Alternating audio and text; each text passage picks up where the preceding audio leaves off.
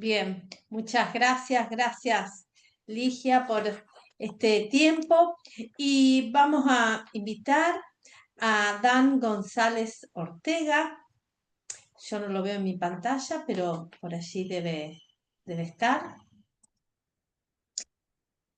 Y bueno, Sí, Dan, sí, acá estoy, acá estoy. bien Dan, ¿cómo estás? Un gusto tenerte en esta jornada. Dan es teólogo y pastor presbiteriano comprometido con la educación teológica ecuménica y la justicia social en América Latina.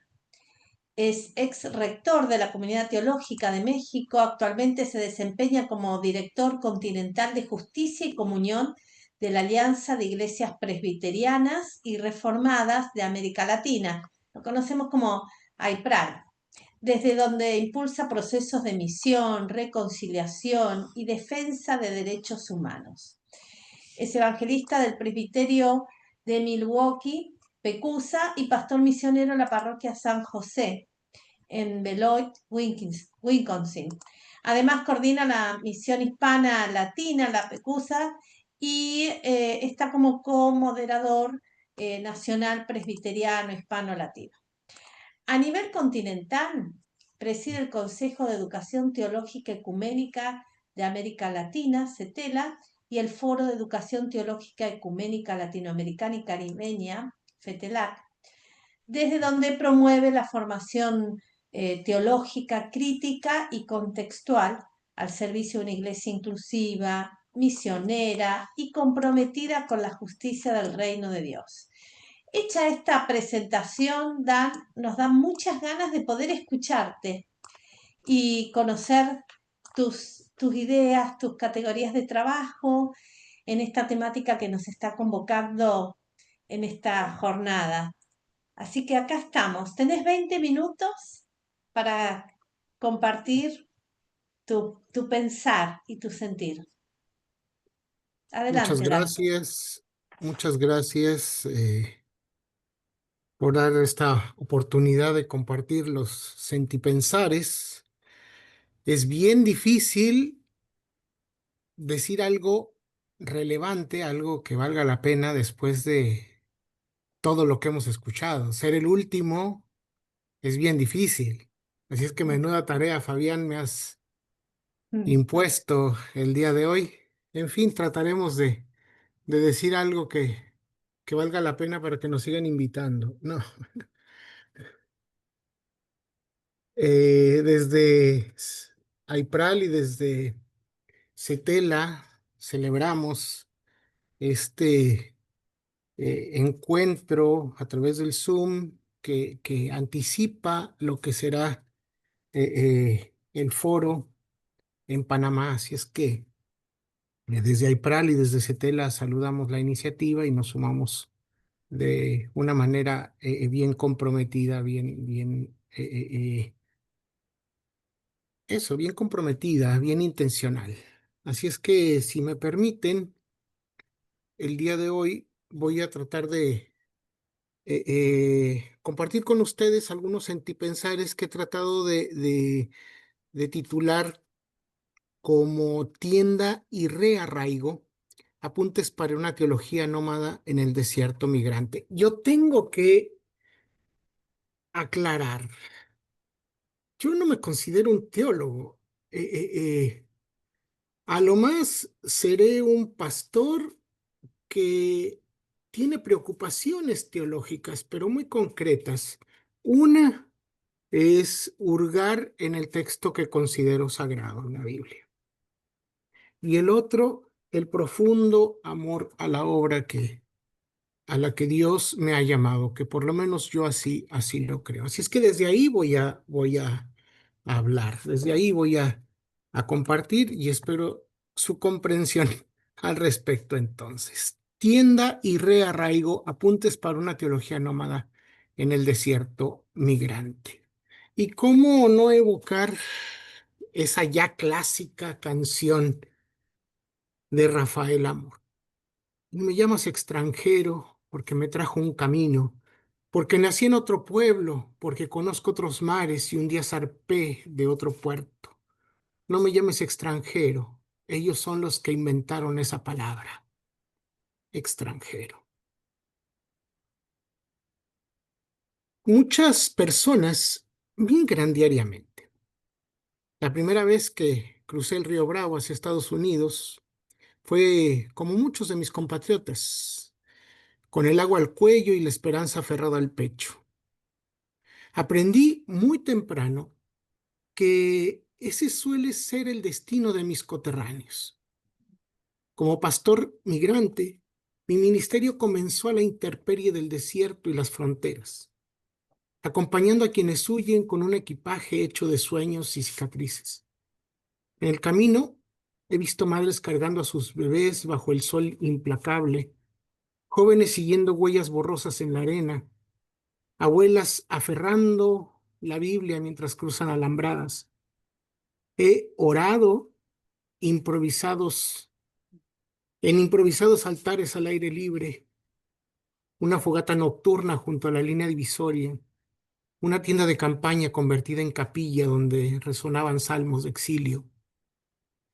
En esas travesías descubrí que lo importante no es la migración como fenómeno, sino las personas en situación de movilidad. Detrás de cada paso hay un rostro, un nombre. Igual que en el Evangelio de Mateo, Jesús habla de los pequeños y no de la pequeñez. La focalización moral debe estar en las personas, no en abstracciones estadísticas. Al hablar de personas en movilidad más que de migración, cambiamos la lente de la seguridad nacional a los derechos humanos. Este desplazamiento de enfoque es un salto cualitativo necesario en nuestra teología pública. Dejar de ver problemas migratorios y empezar a escuchar el clamor de la persona que migra. Recuerdo una visita pastoral a un centro de detención cerca de la frontera tejana. Tras los barrotes encontré a un padre centroamericano que había sido separado de su hija de 5 años. Llevaba en sus manos temblorosas un dibujo de la niña, una casita bajo el cielo con 2 soles. ¿Por qué 2 soles? Le pregunté yo en voz baja. Porque ella cree que aquí en el norte hay otro sol distinto, respondió. Y espera que baje ese sol nuevo para que podamos encontrar un nuevo hogar. Aquella respuesta inocente resumía una verdad teológica que me perseguía. ¿Cómo reconstruir el sentido de hogar bajo otro cielo? ¿Cómo acompañar a quienes han perdido su tierra para que puedan rearraigar sus vidas en un suelo ajeno sin dejar de ser ellas mismas? Por eso hablar de rearraigo, el hogar más allá de la tierra. El desarraigo deja heridas profundas, arranca de cuajo no solo a individuos, sino también identidades comunitarias. Desarraigar significa literalmente arrancar de la raíz y evoca el dolor de quien ha sido separada de su tierra y su cultura. Sin embargo, junto a ese término de pérdida emerge en nuestros diálogos una categoría esperanzadora, el rearraigo. Algunos estudios definen rearraigo como la recreación del vínculo con un nuevo hábitat, la posibilidad de echar nuevas raíces más allá de la tierra de origen. No se trata de olvidar de dónde venimos, sino de trasplantar la esperanza a un suelo distinto, haciendo que florezca en medio del desierto. He visto esa resiliencia creativa en comunidades en movimiento que convierten la intemperie en su hogar. Pienso en la resistencia beduina, pueblos nómadas del desierto que generación tras generación mantienen vivas sus tradiciones a pesar de no tener un lugar fijo. Su hogar es la tienda siempre abierta al viento y su lealtad es con la ruta, con el clan, más que con un territorio cercado. De ellos, de ellas, aprendemos que el hogar puede ser portátil, que la identidad peregrina no es menos rica que la sedentaria. Rearraigar es eso, plantar la tienda en tierra extraña y como Abraham en su campamento, ofrecer hospitalidad bajo las estrellas a otras viajeras errantes. En esta síntesis entre fe y arraigo cultural, he sido testigo de un fenómeno de resistencia teológica. Pienso particularmente en la comunidad luterana presbiteriana que acompaño aquí en los Estados Unidos, Parroquia San José, una iglesia de personas mexicanas que llegaron a Estados Unidos hace años, donde hemos asumido como parte muy importante de nuestra vida religiosa la imagen de la Virgen de Guadalupe.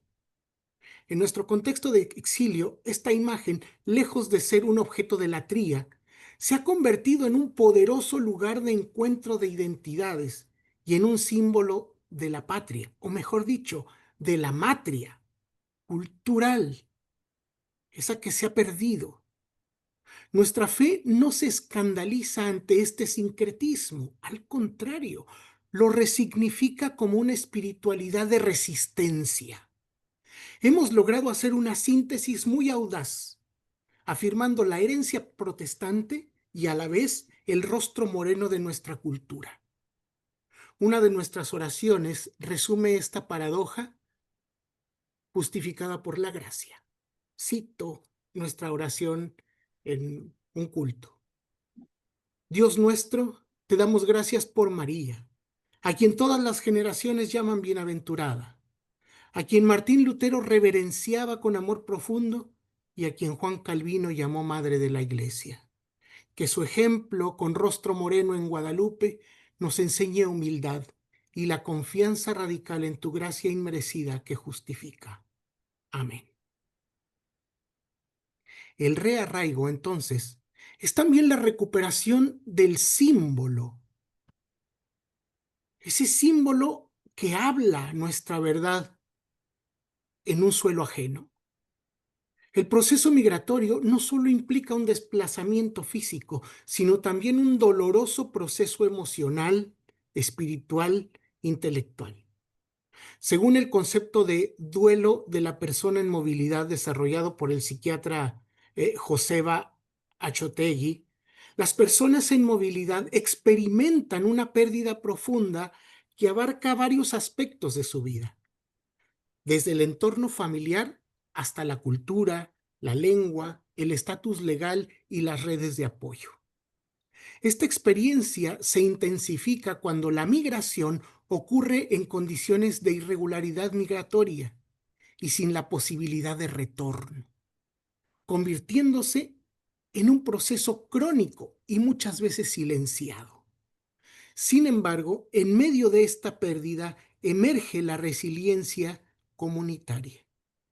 Parroquia San José, por ejemplo, nació en el corazón de una comunidad de fe formada principalmente por mujeres en movilidad que encontraron en la espiritualidad un refugio frente al desarraigo. Esta comunidad intercultural ha logrado, a pesar de la precariedad y la distancia, edificar una fe profunda, comunitaria y vivida desde una experiencia migratoria.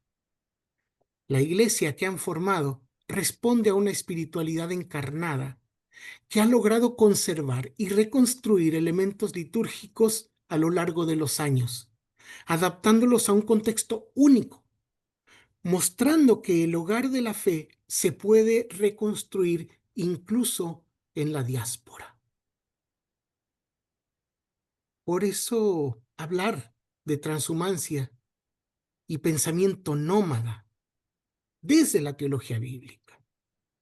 Este gesto de plantar la tienda abre el horizonte hacia una comprensión más amplia, la fe como transhumancia.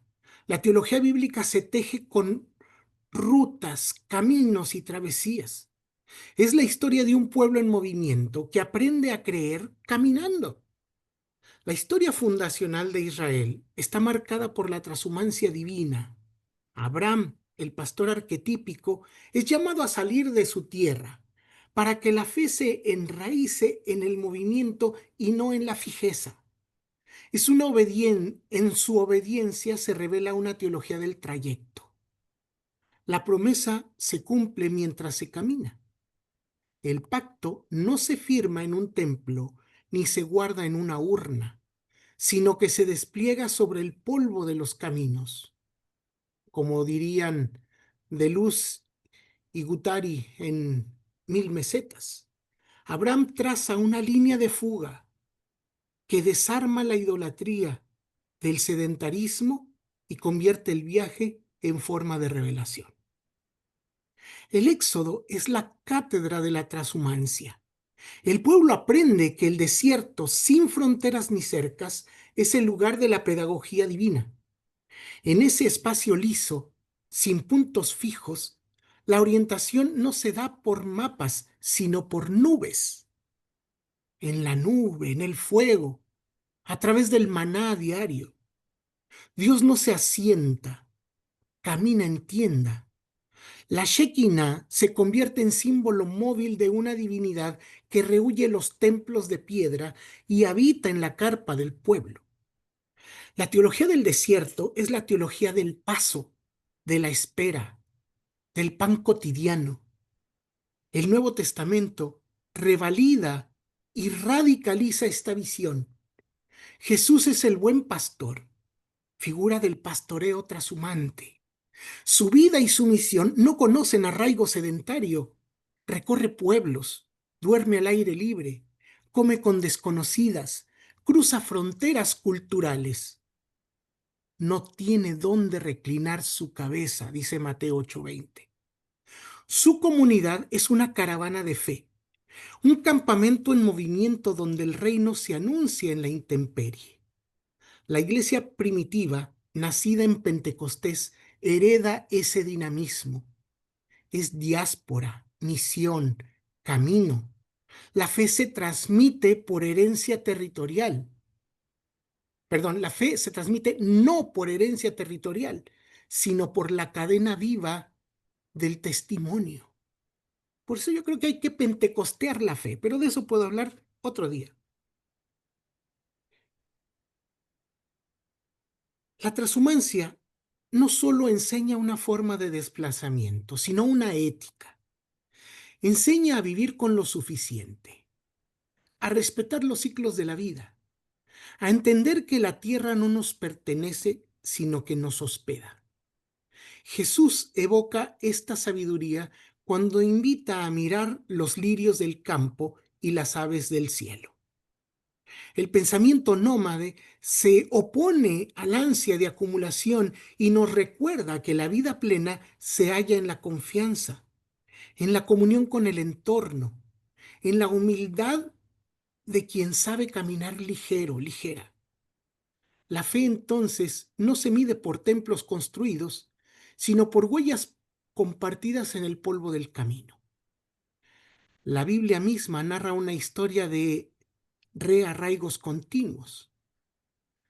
Desde el mandato a Abraham, sal de tu tierra y de tu parentela, hasta el credo veterotestamentario que proclama, mi padre fue un arameo, errante. La fe de Israel se forjó en el nomadismo y en el éxodo.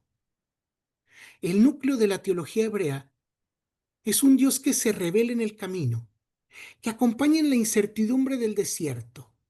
Como ha señalado la hermenéutica bíblica contemporánea, el pueblo de Dios nació de una persona que migra. Y por eso toda la teología del Antiguo Testamento lleva en su entraña la memoria de la migración. La Shekinah, la presencia divina, habitó en una tienda, el tabernáculo. Durante la travesía por el Sinaí, Dios puso su tienda entre nosotros, recuerda el Evangelio de Juan, mostrando una solidaridad radical con nuestra precariedad viajera. El Dios cristiano es un Dios nómada, guía de caravanas, padre o madre de personas que viven en movilidad. Hablar de rearraigo implica también reconocer que el hogar no siempre coincide con una patria única. Para muchas personas en movilidad, el hogar se construye en la diáspora, entre la mezcla de culturas y de lenguas. No soy de aquí ni soy de allá, dice con melancolía la canción. Pero en esa doble pertenencia hay también una doble riqueza. Son puentes vivientes entre mundos. Una lideresa comunitaria mexicana en Chicago me compartió una vez. Aquí aprendí que mi casa no estaba hecha de adobe, sino de la gente que Dios pone en mi camino. Ahora mi hogar es la red de paisanos que se reúnen cada semana a orar en el sótano de la iglesia. Es mi vecina afroamericana que me enseñó a preparar sweet potato pie. Son mis hijos que ya piensan en 2 idiomas. Esas palabras revelan un misterio de la gracia. La Ruach, espíritu, teje nuevas familiaridades más allá de la frontera, habilitando hogares alternativos en tierra extraña. Este rearraigo no ocurre automáticamente, requiere condiciones de inclusión en las sociedades de acogida, espacios de participación, empoderamiento, acceso a servicios y sobre todo la construcción de una identidad compartida. En otras palabras, para que alguien llegue a sentirse en casa de nuevo, se necesita una comunidad que le dé la bienvenida como persona propia. Las iglesias están llamadas a ser precisamente tiendas de encuentro para el rearraigo, oasis en medio de los desiertos de la migración, donde la persona forastera ya no es extranjera, sino huésped amada. Cuando una congregación abre sus puertas y extiende su mesa a la persona que migra, está encarnando la vocación abrahámica de hospedar a Dios en el rostro de la persona foránea. En estos oasis de hospitalidad se ve gestando un sentido de hogar que trasciende la tierra. El hogar como experiencia de aceptación, pero sobre todo de dignidad. Reivindicar la dignidad de quienes viven en movilidad, viven la migración, es una tarea profética impostergable. Ningún ser humano es ilegal por carecer de documentos. Ninguna persona pierde su dignidad porque su estatus migratorio no se ajuste a las leyes humanas. Afirmamos así en una reciente declaración ecuménica. Esta convicción brota del Evangelio mismo. Jesús se identificó con las personas forasteras. Fui forastero y me recibieron, dice Mateo 25. Y estableció el amor a la persona extranjera como medida de la justicia del reino. Por eso, al alzar la voz contra la retórica del descarte y la xenofobia, las comunidades de fe proclaman que la última palabra no la tendrán los muros, ni las redadas, ni el miedo, sino la gracia inclusiva de Dios que hace nuevas todas las cosas, como lo anuncia el Apocalipsis 21. Sin embargo, estas afirmaciones teológicas se ven desafiadas en la realidad concreta del camino. La fragilidad humana se muestra sin velos en la ruta migratoria.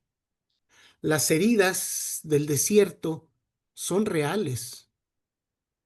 Cuerpos deshidratados, pies llagados, mentes traumatizadas por la violencia sufrida, especialmente las mujeres que cargan cruces muy pesadas. Ellas siempre pierden más. Así lo registran sus testimonios. Son presa fácil de depredadores en los trayectos de la migración.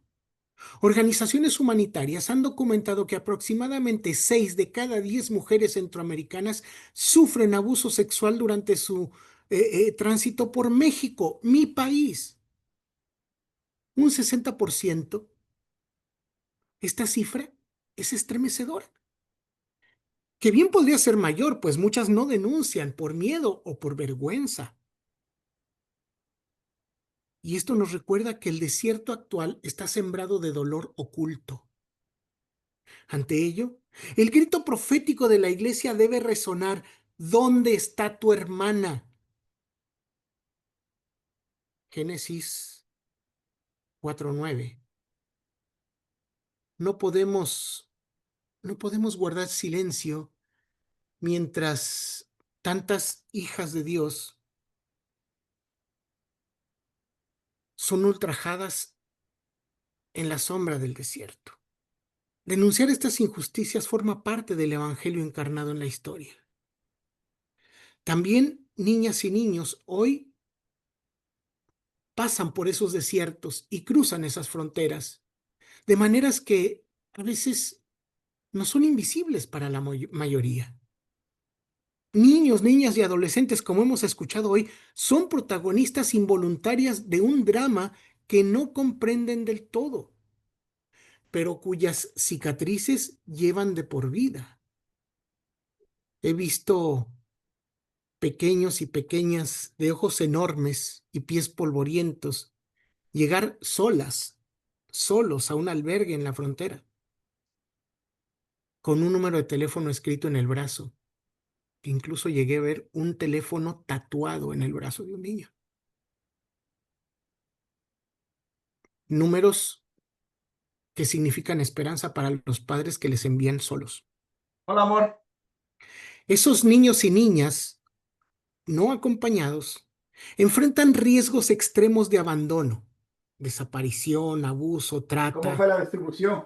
además de la violación constante de sus derechos básicos. ¿Qué respuesta damos a esa realidad abrumadora? Quisiera decir que tengo palabras suficientes, pero confieso que a veces me quedo atónito y mudo ante el llanto de un niño que pregunta por qué Dios permitió que su madre le enviara solo. Como pastor, me aferro a la imagen del niño Jesús refugiado en Egipto, para recordar que Dios mismo fue un niño en peligro. Jesús, refugiado, sigue presente en cada pequeño que cruza desiertos buscando vida. En medio de tantas lágrimas, también he sido testigo de semillas de esperanza regadas en el camino. Por eso recuerdo a Abelito, un niño guatemalteco. A él lo conocí en un vuelo. Iba yo a Guatemala a visitar instituciones de educación teológica y ahí él iba como parte de un grupo de alrededor de 12 niñas y niños que estaban siendo repatriados por agentes del Instituto Nacional de Migración Mexicano. Durante ese vuelo, Abelito durmió con una paz que contrastaba con la dureza de su experiencia. Al observarlo, entendí algo profundo. Las fronteras las hemos impuesto desde una cultura ladina, desde visiones estrechas de nación que no son las de Dios. Para Abelito, a un inocente, quizá no había nosotros y ellos, solo personas que le hablaban en idiomas distintos, porque él hablaba tanto español como su lengua nativa. Su breve presencia me enseñó que el reino de Dios pertenece a las niñas y a los niños, ¿sí? Libres de malicias, de prejuicios. Recordé las palabras del maestro: dejen que los niños vengan a mí. En cada Abelito deportado, Cristo nos está diciendo que su proyecto trasciende nuestras fronteras arbitrarias.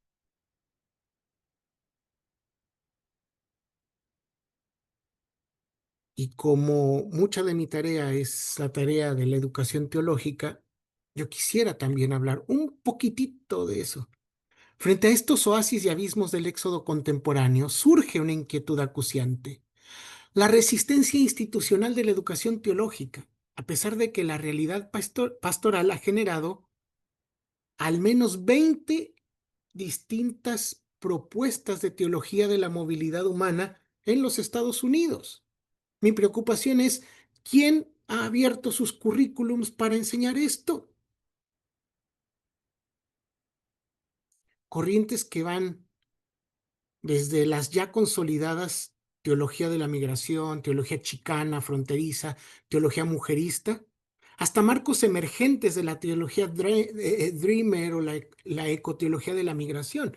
Miren, por lo menos tenemos 10 movimientos ya consolidados y otros 10 que están construyéndose. Y mi pregunta sigue siendo para quienes vivimos en la academia teológica, ¿dónde están estos temas en nuestra currícula?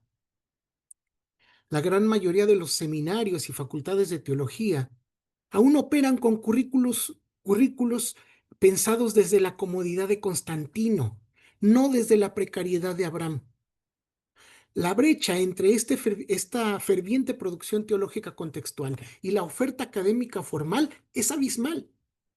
Mientras la iglesia está siendo reformulada por la diáspora, con nuevas epistemologías pastorales y litúrgicas, ¿no? Como la teología Spanglish o la liturgia de frontera, naciendo en la intemperie, la academia teológica permanece en una peligrosa inmovilidad, ignorando que estas corrientes no son modas pasajeras, sino el núcleo hermenéutico del Evangelio para el siglo XXI. Necesitamos urgentemente una pedagogía teológica peregrina, un currículo en camino que entrelace análisis crítico, testimonio vivo y sistematización formal de estas teologías desde las periferias. Como el tiempo es tirano, voy a cortar acá, pero no puedo dejar de hacerlo con una oración, porque yo soy pastor. Así es que, llegado a este punto del camino, me encuentro escribiendo estas líneas desde una tienda provisoria en Wisconsin.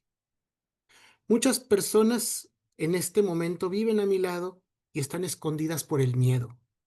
Miedo a las políticas imperiales que amenazan cada día con la separación familiar y el retorno a una tierra que amenaza con tratarles también como personas extranjeras. Mi oración se inspira en la instrucción del caminante de Nazaret y va dirigida a la iglesia y al Dios que camina. Ahí va. Padre nuestro que pareces estar en el extranjero, nacionalizado sea tu nombre. Venga a nosotros tu asilo político. Hágase tu voluntad así en mi tierra y todos los países periféricos como en el extranjero. Los países centrales o el norte a donde buscamos luego mejores oportunidades. El pan nuestro de cada día, esa fue la motivación que hizo a la matriarca Noemí repatriarse. La esperanza de que Dios había visitado a su pueblo con pan y volvió haciendo de su antes nuera, ahora amiga Ruth, una bracera a espalda mojada en el campo, recolectora de espigas de trigo para preparar su propio pan, pan de extranjera. Bueno, perdona nuestras deudas. No hagas como nuestros acreedores que a razón de seguir cobrando nos obligan a dejar casa, tierra, familia para buscar la manera de pagarles. Hasta las empresas de envío de dinero nos cobran fortunas por las remesas y con un tipo de cambio chapucero que les hace ganar en minutos lo que nosotros ganamos en días enteros de trabajo. Y a nuestras familias en el sur les da de comer y para vivir por meses. Como nosotros perdonamos. La mayoría de las veces ni sabemos perdonar. Cuando alguien por necesidad nos debe una parte de esas remesas que nuestros hijos e hijas mandan desde el norte. Pero bueno. No nos metas en la tentación de olvidar la esperanza y buscar como apátridas nuevas ciudadanías, nuevos pasaportes y otro derecho de residencia que no encontramos en nuestra propia nación.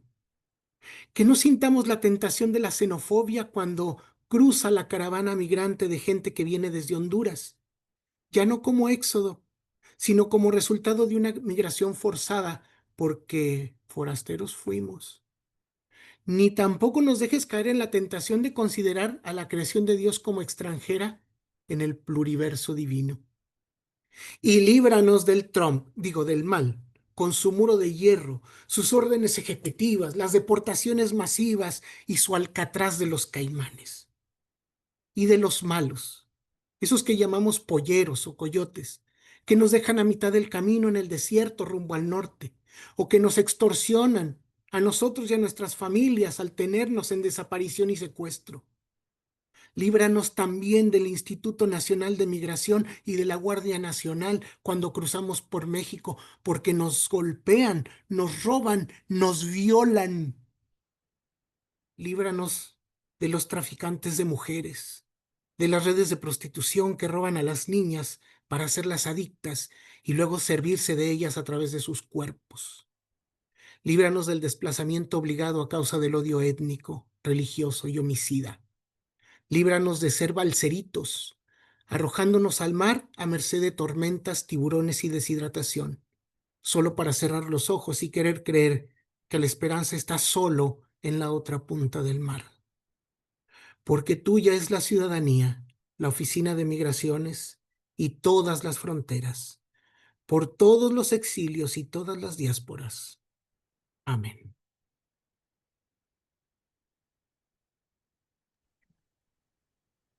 Dan, querido, contigo decimos amén.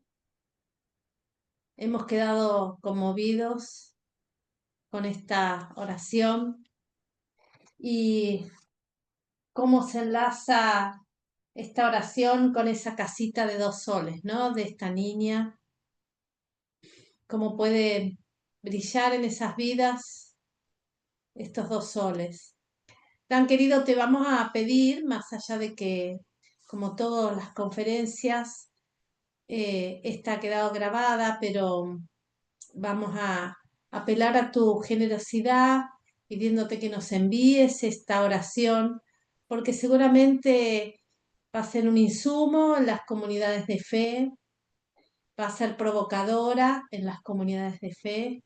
Y eso es un poco la idea que tenemos desde la Facultad de Ciencias de la Religión, que este precongreso y el que va a venir en Panamá sean provocadores justamente para poder pensar la formación teológica, para poder pensar el hacer, el decir, el modo de acompañar desde las comunidades de fe, que sea provocación, que sea movimiento, que produzca movimiento y produzca también el tejido de redes donde podamos encontrarnos desde las diferentes organizaciones de fe, desde las diferentes iglesias, comunidades, eh, para poder fortalecernos unos a otros en esta misión.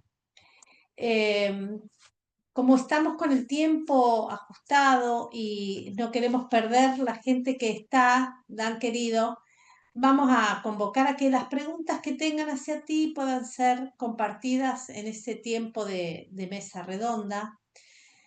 Vamos a acordar entre los aquí presentes un tiempo de encuentro en salas, que es esto que nos permite Zoom, encontrarnos en salas, con la dinámica que desarrollamos ayer, para poder en la sala presentarnos con nuestro nombre, apellido, a qué organización o comunidad de fe pertenecemos, y compartir alguna pregunta que queremos traer al plenario.